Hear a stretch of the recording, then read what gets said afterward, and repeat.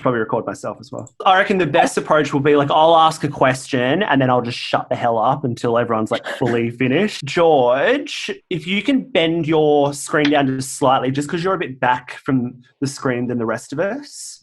How are Yeah, I reckon that framing looks perfect. So this morning, George and I had a movement session, and we couldn't find the link, and she was like, "I've just been hanging out in Nic's waiting room. I was in the wrong Zoom account." I saw you pop up. I got a notification. I freaked out. It was like 10:30, and it's like Georgia Mannion is in your room. She's ready for your meeting, and I was like, "She's early."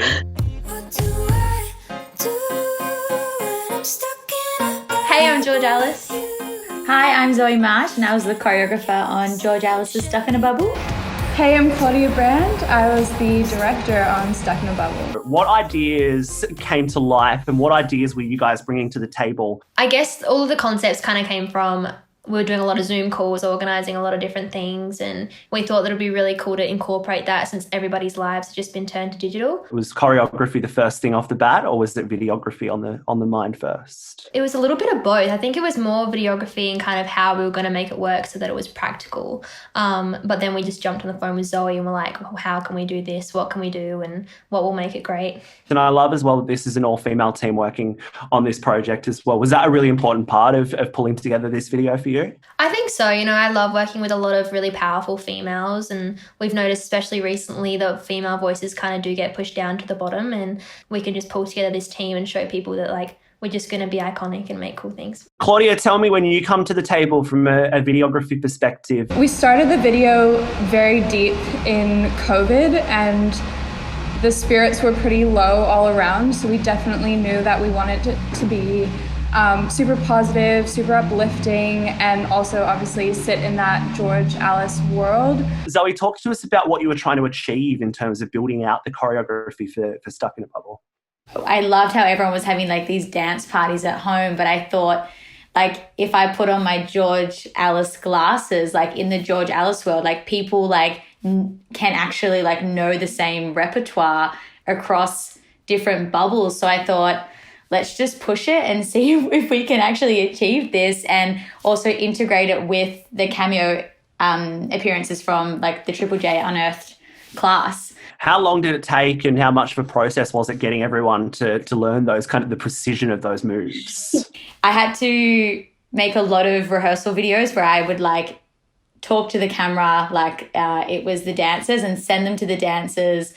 And then they would send rehearsal footage back, and then that would be sent to like Claudia or myself, and we'd sign off on their location, of the angle of their camera, of the detail of the dancing. And I had Zoom rehearsals with all of the Unearthed High appearances where I like talked them through how to do the actions while meeting them for the first time over a computer. So it was a lot of back and forth and a lot of organising, but it was so fun. What was with the decision to get the Unearthed kids involved, George? You know, we are back to kind of square one. We're back to sitting in our bedrooms making music like we were when we came into Unearthed High. You know, our careers grew from the same point. So I wanted them to be along for the journey and make sure that, yeah, they were just there with me. Who do you think did the best performance out of the Unearthed kids? That's so tough. I think the Debbies really worked hard on those moves. They really did. They had the costumes.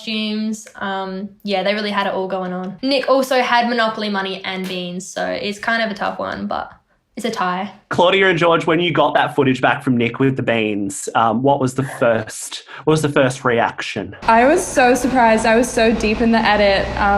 Zoe knew ahead of me but didn't say.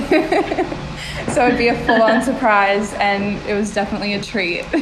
George, did you find it an easy process, or did you find this one a challenging one? I guess because I'm really good with like, you know, I love being around people, and I love people being like, okay, now we're going to do this, and we can practice things 10 times, and people tell me where I can improve or what I can cut out. And doing it through a screen, I was like, what do I do? Like, how do I interact with somebody that isn't there? So yeah, we worked on it for a little while with Zoe and kind of just broke down those walls, but it was just another learning experience. The bit where your dad burst into the room, was this a planned moment or was this just complete spontaneity?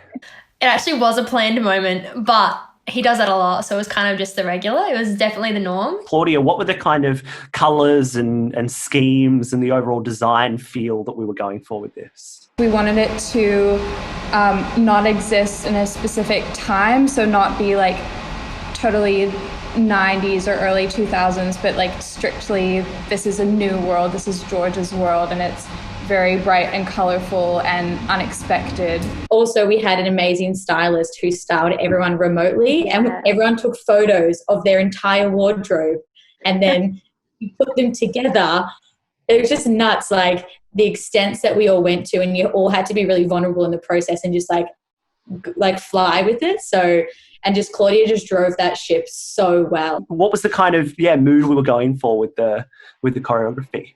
When we were like workshopping the idea, I spent numerous hours like seeing how I could create everyday movements in my isolation experience, from like clearing the table to like opening the fridge to like slumping on my desk in a Zoom. And I'm like, how can I bring all of these movements in this like isolated time into a place of freedom and like expressing through those? So trying to shift that energy within myself of feeling locked, but then using it to express. Did this feel like a scary time to let people know a little bit more about yourself, or did it feel like something you've been working towards for a while? I think this was kind of the next opportunity for me to be like, okay, this is me. I've grown up a little, and I've been working hard on who I am and who George Alice is, and now it's kind of time for everybody to see that. George, when you finally got that final version back, tell me the feelings inside your brain and your heart. I think overall I was just so like, it even makes me like a little bit emotional now, because I'm like, we've actually pulled this off, and we pulled together such an amazing team, and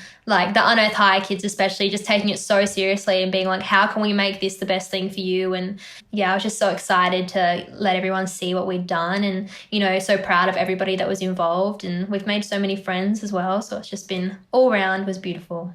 It's amazing. I haven't met either of you in person still. That's so wild. And you kind of forget that, don't you? I just forgot that. I was like, oh yeah, Claudia, we haven't met you in real life. I know. We just texted every day, FaceTimed every day. Like, thanks for letting me chat to you guys. That was a really enjoyable experience. I really enjoyed it. Thank you for doing this. My absolute pleasure. I used my phone as my flashlight anyway, so I couldn't. That was amazing, guys. That was such a beautiful video. Oh, it's so wholesome. It's a job.